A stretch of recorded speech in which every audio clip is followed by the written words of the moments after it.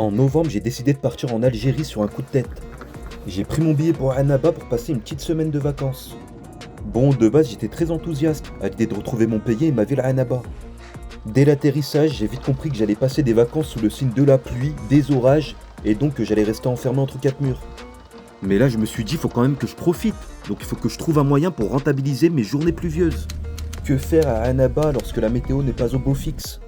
C'est la question qu'on va se poser aujourd'hui. Je te laisse me suivre alors dans cette nouvelle vidéo pour une journée pluvieuse à Annaba. Pour commencer, la règle de base, qui dit journée pluvieuse, dit côtoyer des endroits couverts. J'ai donc directement pris un taxi pour me diriger vers un restaurant très particulier que je n'avais jamais testé. J'ai trouvé un restaurant de spécialité turque à Annaba, j'étais obligé d'aller tester. Le restaurant s'appelle Diyarbakir, et comme tu peux le voir, il est très spacieux. Très beau aussi, et ça tombe bien, il n'y avait personne. Comme tu peux le voir, ils ont aussi une très belle terrasse, mais vu le temps qu'il fait, on va plutôt se mettre au chaud. Et on est quand même mieux là. Je tiens à vous dire que je suis un spécialiste de la gastronomie turque. Je viens de passer 2 semaines à Istanbul, donc je sais de quoi je parle, et je vais être intransigeant. Ce qui m'intéresse bien sûr, c'est la carte. Et honnêtement, ils ont pas fait les choses à moitié. Et tous les plats proposés dans la carte me font penser à Istanbul.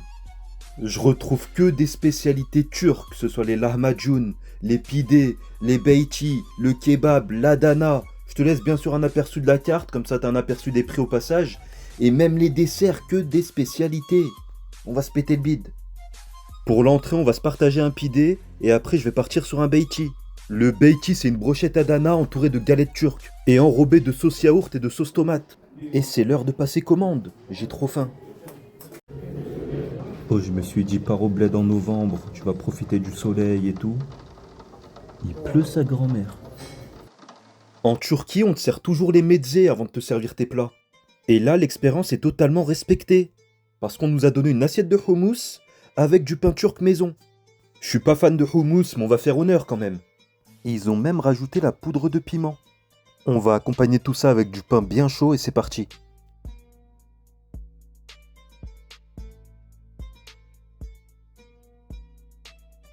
Écoute, il est super bon, super onctueux, un peu hard, c'est tout ce qu'on demandait. Petite pause boisson avant de passer à la suite.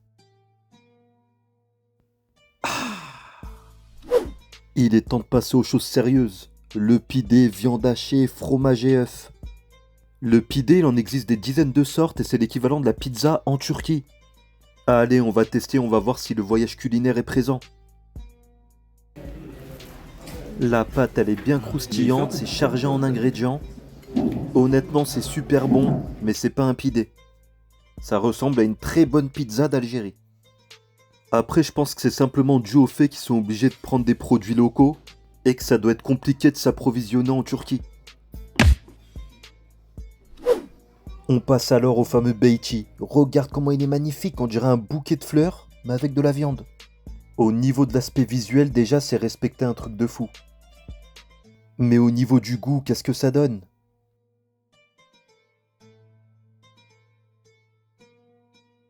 Alors là, on est sur un sans faute. Là, je voyage.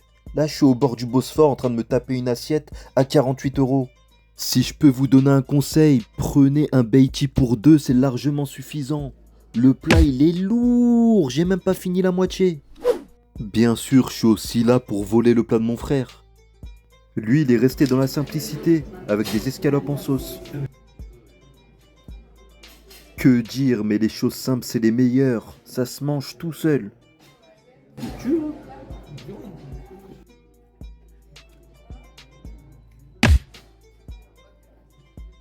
Même si je suis rassasié pour la science, on va tester les desserts. Je te laisse aussi un aperçu de la carte qui est extrêmement variée. Déjà, c'est un scandale, hein. Le sucre, il est pas turc. Mais avant ça, on teste le thé et le café turc.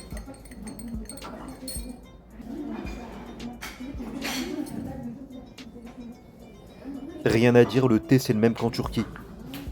Maintenant le café, et il faut savoir que je déteste le café de base. Un cappuccino café. Aïe, il est charbon ce chocolat chaud. Tu vois? Ouais, il passe bien. Frère, moi de base je déteste le café à vie.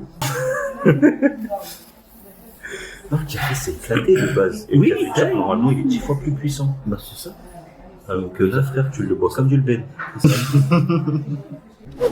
Quand on parle de dessert turc emblématique, je pouvais pas passer à côté du künefe. Pour ceux qui connaissent pas, c'est un künefe. C'est une sorte de baklava 4 fromages. Dedans, ils ont mis de la mozzarella, si j'ai bien compris. On va goûter, on va voir si c'est bon. Hop, il est bien chaud, hein, ils l'ont fait à la minute. Et il colle. Oh, regarde le fromage qui coule.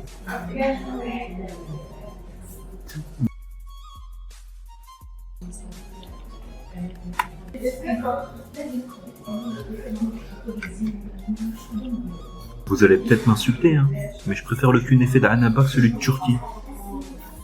Il est beaucoup moins sucré. On a un fromage qu'on sent pas trop, tu vois.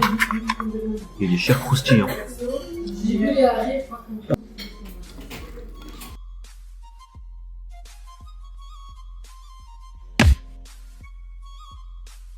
Diyarbakir c'est validé, mais j'ai un taxi qui m'attend maintenant. On se dirige où à votre avis? À Magicland bien entendu. Pour ceux qui connaissent pas, c'est une salle de jeu destinée aux enfants et plus largement aux familles. Oui, parce qu'il y a énormément de jeux d'arcade qui sont destinés aux plus grands aussi. Faut vraiment venir en famille avec un enfant si tu veux avoir accès à tout ça. Avec ce mauvais temps, ça m'a fait plaisir de retrouver une plage intérieure. Et mon neveu, il a kiffé sa vie. Entre les trampolines, les toboggans, la piscine à balles, y a de quoi faire. Ça, par exemple, j'aurais trop voulu tester, mais c'est pour les gamins, j'ai pas le droit de rentrer. Moi, ce qui m'intéresse, ça se passe à l'étage. J'ai donc rechargé ma carte pour 1500 dinars pour faire un maximum de jeux. Mais chape-moi cette salle d'arcade incroyable. Bien sûr, on a toujours beaucoup de jeux pour essayer de divertir les enfants, mais c'est pas ça qui nous intéresse aujourd'hui. Non, mon neveu, je l'aime trop, hein, mais moi aussi j'ai envie de me divertir.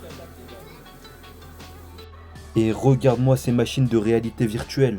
J'ai rarement vu une salle d'arcade aussi bien équipée en Algérie. Bien sûr, j'étais obligé de tester. J'avais besoin de sensations fortes. Et honnêtement, il n'y a rien à dire, hein. Sur la technologie, ils sont à la pointe. Il y avait en plus différents scénarios, le parc d'attractions, la maison hantée, etc. Incroyable. Et là, je suis passé sur la machine à coups de poing et je me suis dit pourquoi pas montrer à tout le monde que je suis le meilleur. À ton avis, j'ai fait quel score? Dis-le moi dans les commentaires. On a terminé cette belle journée par un petit goûter à Magicland encore. Honnêtement, ma journée, je pensais que ça allait être un flop total, mais en tout cas, elle a été bien remplie. Dites-moi, la prochaine fois, on fait quoi?